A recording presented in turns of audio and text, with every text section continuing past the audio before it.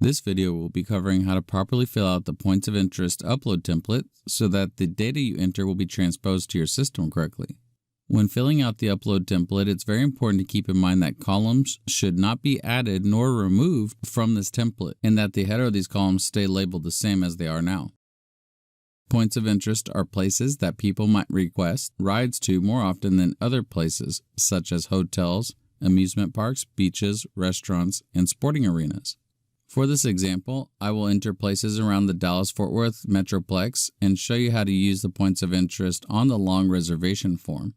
The three most important things to fill out here are the location type, location name, and address information. All the other information is optional.